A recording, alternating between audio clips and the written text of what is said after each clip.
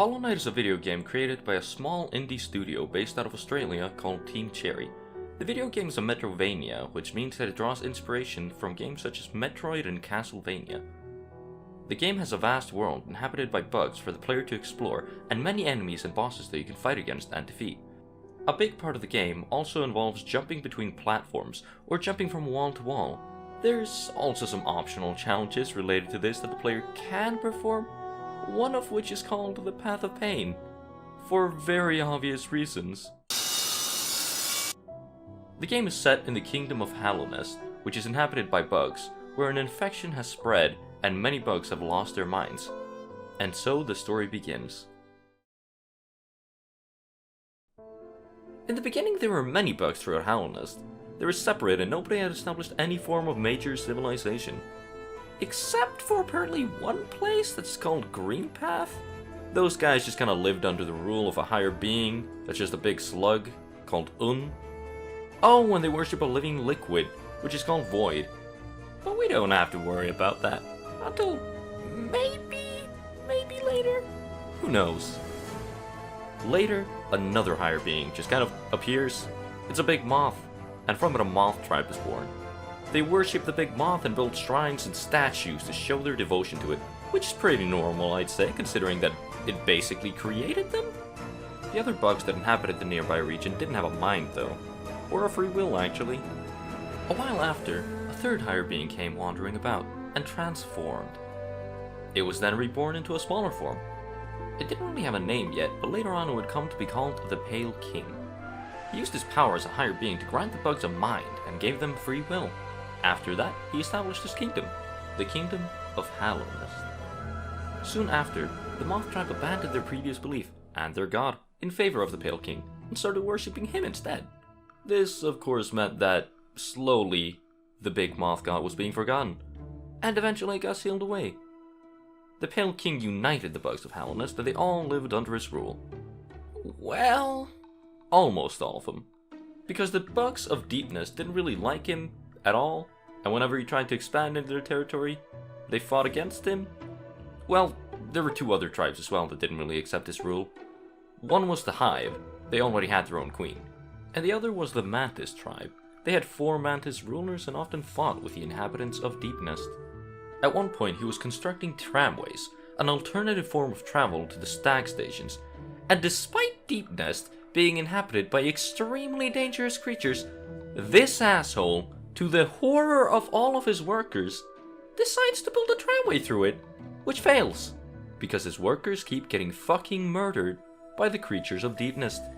So the tramway fails, and it's abandoned, along with the corpses of multiple workers. And the bad things don't end there. Remember that big moth that the Moth tribe used to worship? Well, it's back now, and it is fucking pissed and looking for revenge. So it starts infecting everyone it can reach with a plague that makes them very aggressive to all outsiders. The only tribe left uninfected is the Mantis tribe, that for some ungodly reason was already attacking all outsiders that came near their village.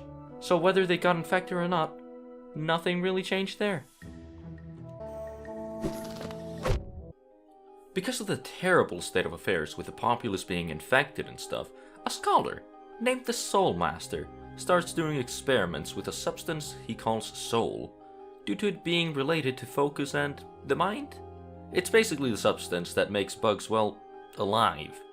So he starts experimenting on innocent bugs and sacrificing them again and again and again.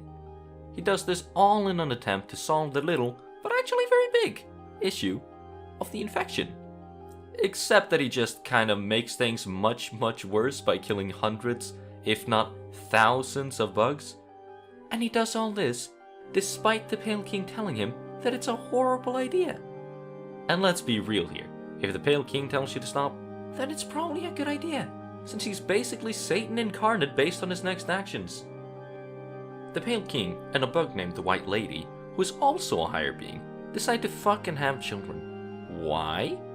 Well, of course it's to sacrifice their children for the greater good of the kingdom, because that's so much better than what the Soul Master tried to do.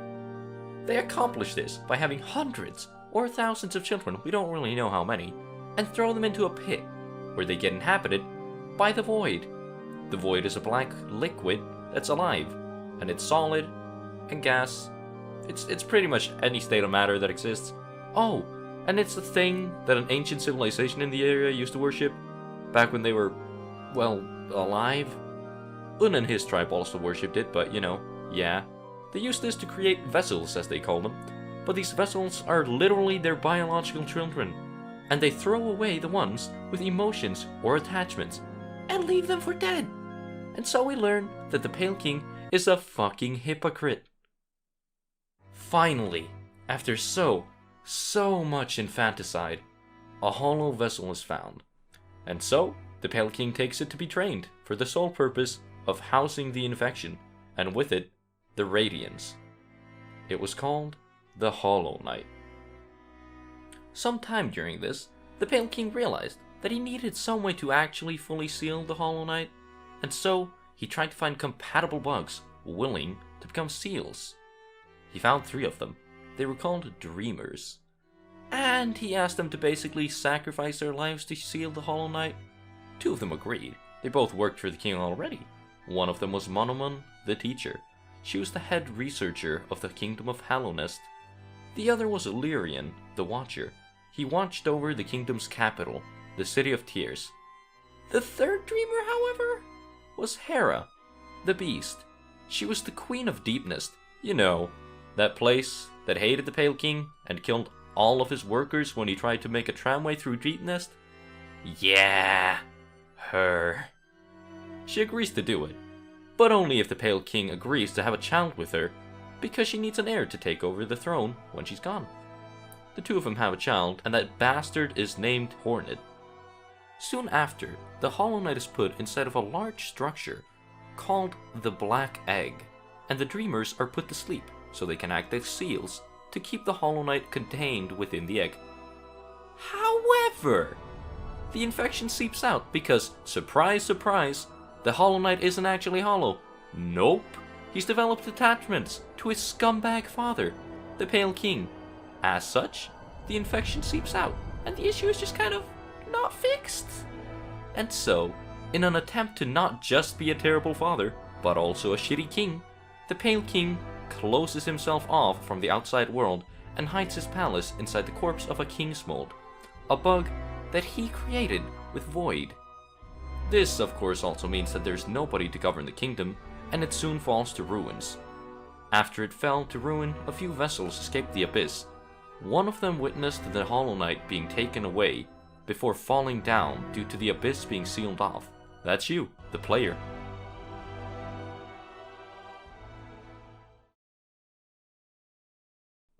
You play as the Knight, a vessel with a nail weapon that escaped from the abyss and comes back to Hallownest.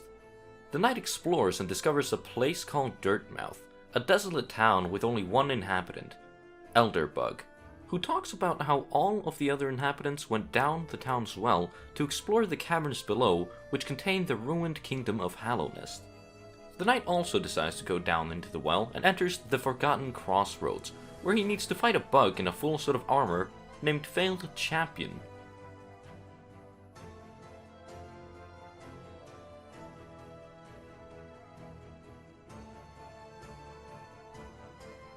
After he murders it in what is essentially self-defense, he manages to get his hands on a city crest, and the door behind the Failed Champion opens. There, he finds a snail shaman, a bug that's part of a secluded tribe that uses soul to create powerful charms and spells. The snail gives him one such spell, which is called Vengeful Spirit, and shoots out a large ball of soul that resembles his own being. He also meets a nice singing miner bug named Mila. I sure hope nothing bad happens to this wonderful bug. He continues on his way until he reaches Green Path, a lush cavern with many types of plants and new types of bugs. In this new biome, he soon finds out that there's a suspicious looking bug, which is actually Hornet, hanging around the area.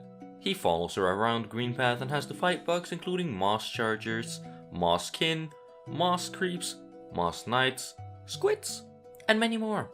While following her, he comes across an area that doesn't have any of the lush scenery from before. It just looks like a normal cavern, and in it is a big fly, called the Vengefly King, carrying a bug in its mouth. The knight saves the bug from the vengeful King, only to find out that it's the most annoying bug in the entire game, and it's ungrateful as hell. Not only that, but despite it having a negligible part in the story of the game, this bug, named Sot, has the most dialogue out of any character in the entire game. Why? Well, it's because of the 57 precepts of Sot, all of which are either obvious, harmful, or completely useless. After saving this annoying fucker, he finds an open area which he enters, and is promptly attacked by Hornet, who has already killed another vessel that came here before him. He fights her, and after her defeat, he loots the cloak off of his sibling's corpse, which allows him to dash. Right after that, the three dreamers appear to him, and basically tell him to fuck right off because they don't want none of this shit.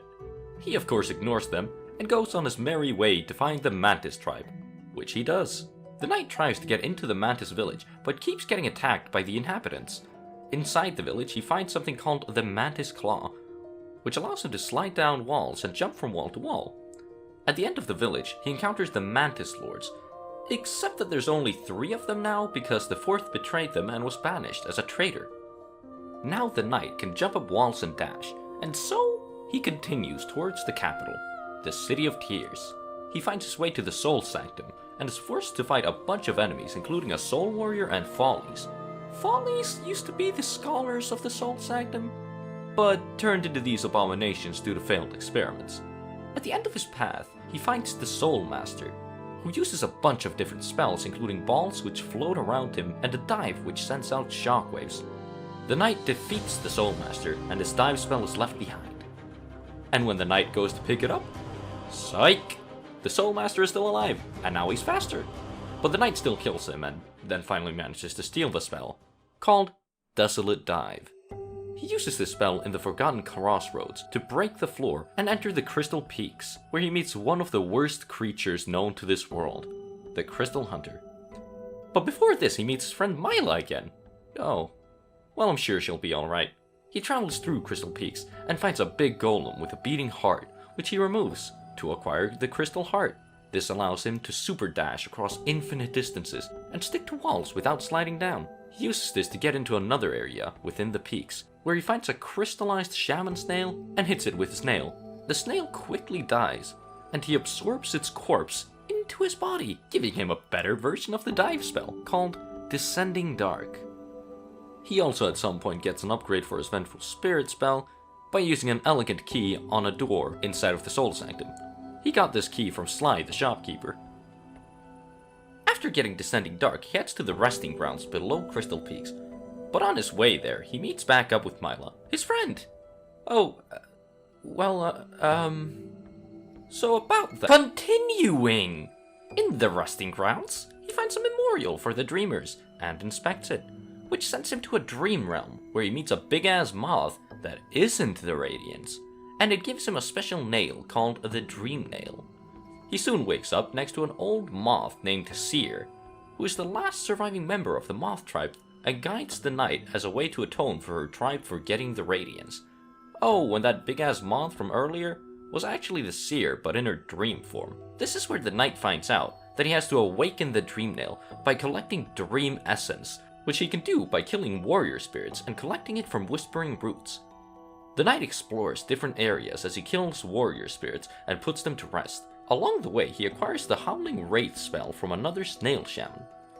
Before or during his collection of Dream Essence, he tries to locate the 3 dreamers. One of them is located in Deep Nest, and that's Hera. You know, the one that wanted the Pale King to fuck her. And so he goes to Deep Nest, which is arguably the most annoying area out of all of them, due to the spiked floors and endless amounts of enemies that attack you. He finally reaches the distant village, and in it there's a couple of villagers that are all very nice and tell him to rest on the bench that's present in the room. Just don't mind the bug corpse that, when dream-nailed, tells you that they're lying and that they're not friends. And so the knight sits on the bench, and the villagers knock him out. He then wakes up in the beast's den, and after making his way through this hellhole, he finds Hera's body. He hits it with the dream nail, which transports him into her mind. And then he smacks her with his nail, until she straight up fucking dies. Mission complete. Waking up next to Hornet after that is, well, she's an orphan now, but who cares? He then continues and meets a strange lad in Fog Canyon named Quirrell, who's exploring the depths, and the two of them enter the teacher's archive. There, they find a big jellyfish named Umu, which the community sometimes calls Uwu because why not? After killing it and going deeper into the archives, the knight encounters Quirrell again, standing next to Monomon's body.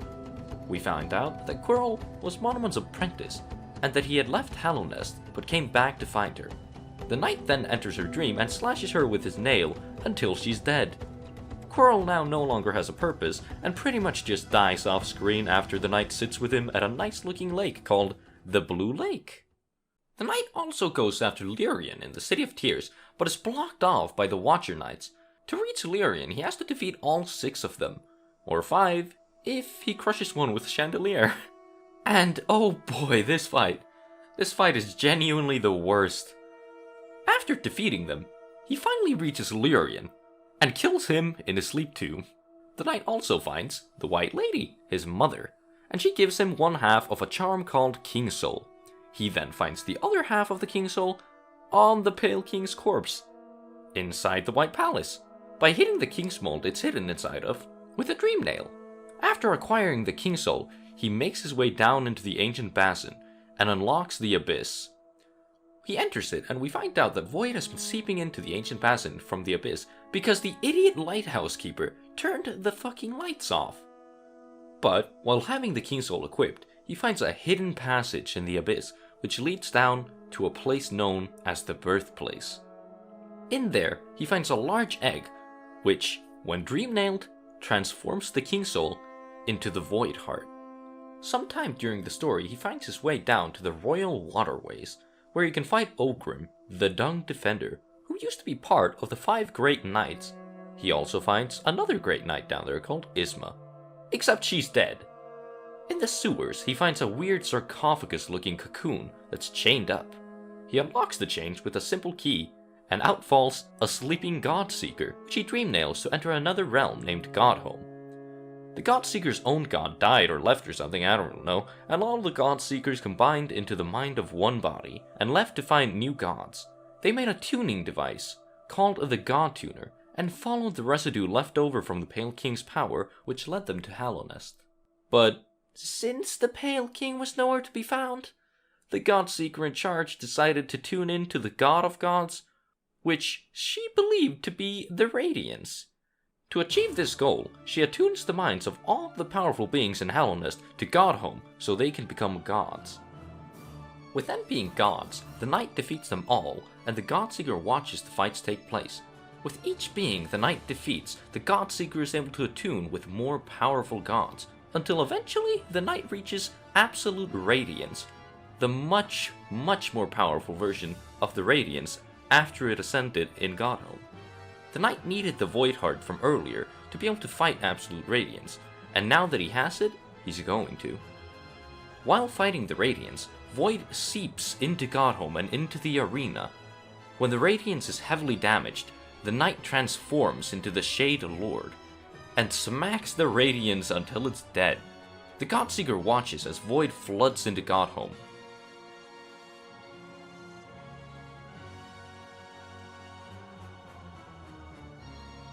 The Shade Lord swoops down and grabs a hold of her.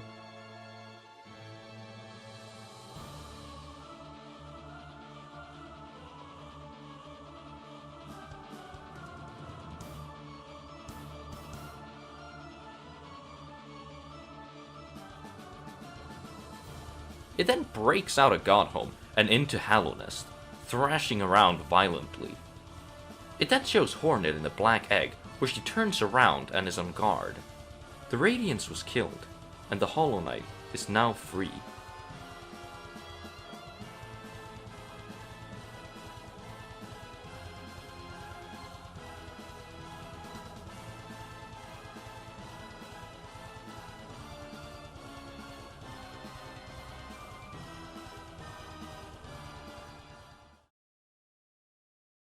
Hollow Knight is considered by many to be a hard game, and the bosses are no exception to this. The first bosses can catch you off guard since you haven't gotten used to the controls, but you can likely beat them in 4 to 5 tries, since most bosses in the game only have about 5 different attack patterns. Due to this, you can easily learn from the fights and start to react better to each and every attack. There's over 40 different bosses in the game, and each one is unique in their own way when it comes to attack patterns, timing, difficulty, environmental threats, and strategies used against them. The main bosses that are required to beat the game aren't too difficult to beat, compared to the many optional bosses of the game that you may encounter on your journey. Some of these optional bosses can give you items to make life easier, or even give you different endings to the game. People experience the difficulty of each boss fight differently.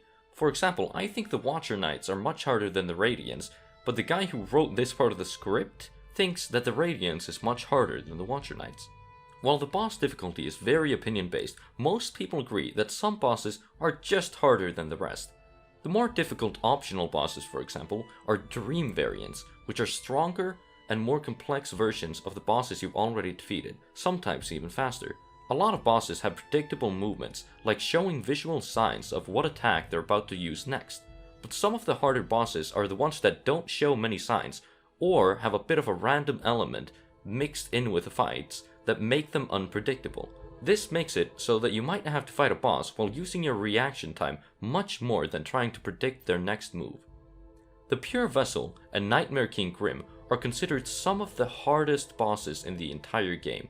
They have more attacks than the average boss and are much faster. Then you have Absolute Radiance, which is made much more difficult by having multiple random elements where she combines attack patterns in one large-scale attack. Hollow Knight is really good at distinguishing the background from the foreground so that you don't get too confused, and still keeps it so that it's pretty to look at. The environment itself is very calming in general, with the exceptions of some places that are meant to keep you on edge, like Deep Nest. The game uses a lot of environmental storytelling where there's lore hidden around the map in tablets or even just in context clues. Hollow Knight uses a charm system that gives you multiple slots called notches, which you can use to equip charms, each with their own unique ability. You're also able to combine charms, and some of them interact with each other to create a completely different ability. The pace of the game is really great, and the movement feels very fluid. Some people might get confused or even be uncomfortable with the way that jumping in the game works, but most quickly get used to it as they progress through the game. The game's energy unit is called Soul, and you have a soul meter to determine how much of it you've collected.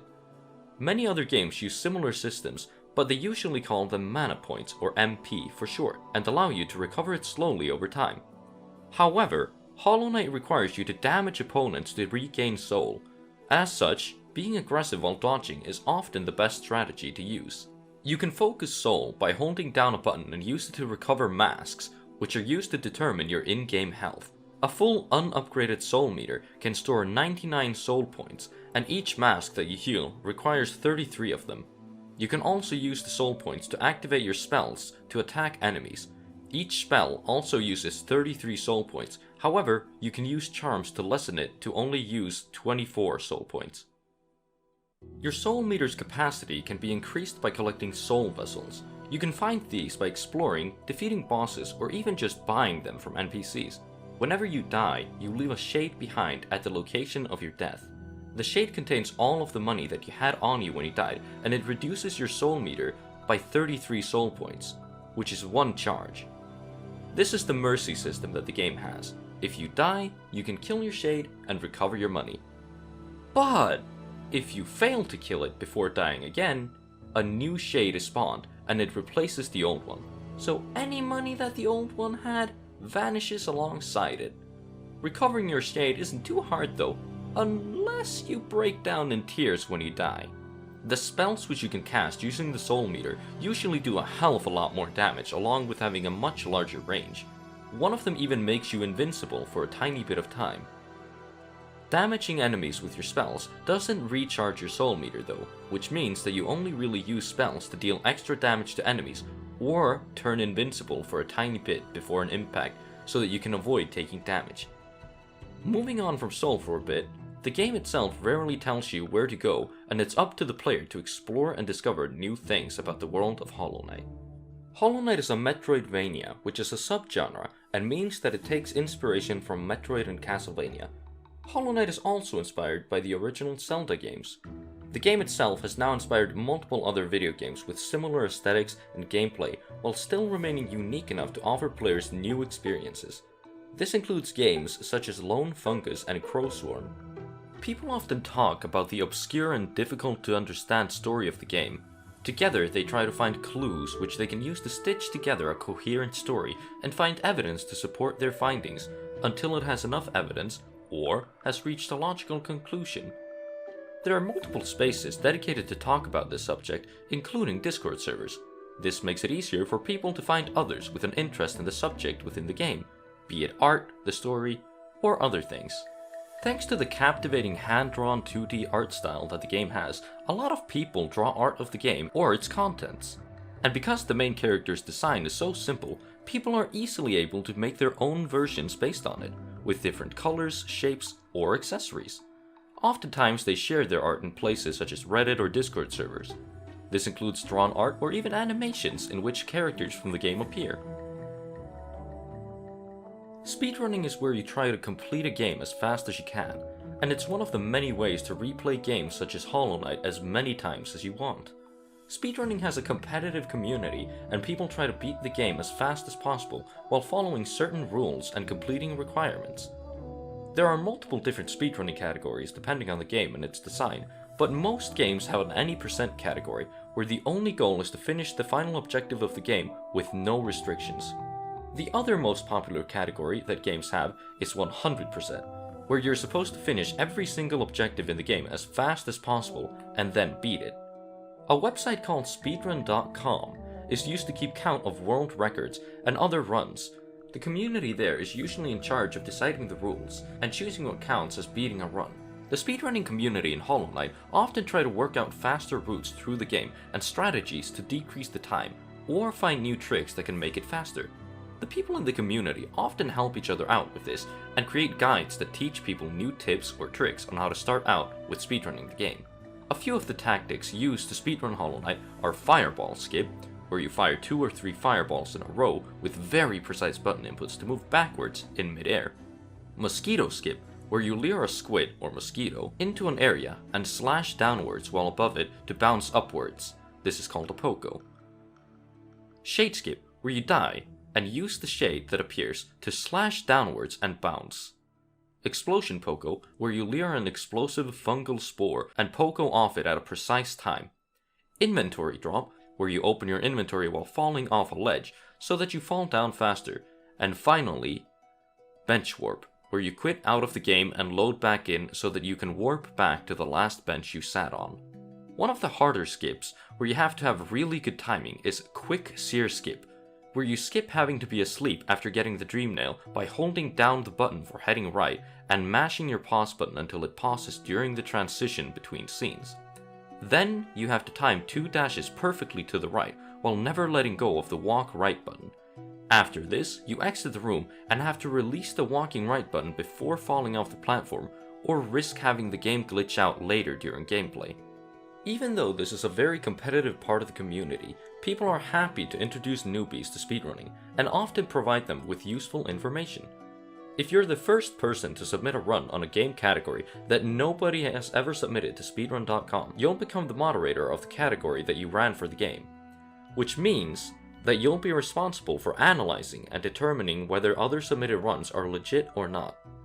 Hollow Knight has a lot of different categories though, the most famous of which is any percent no major glitches, where you're not allowed to use any glitches that break the game in a major way.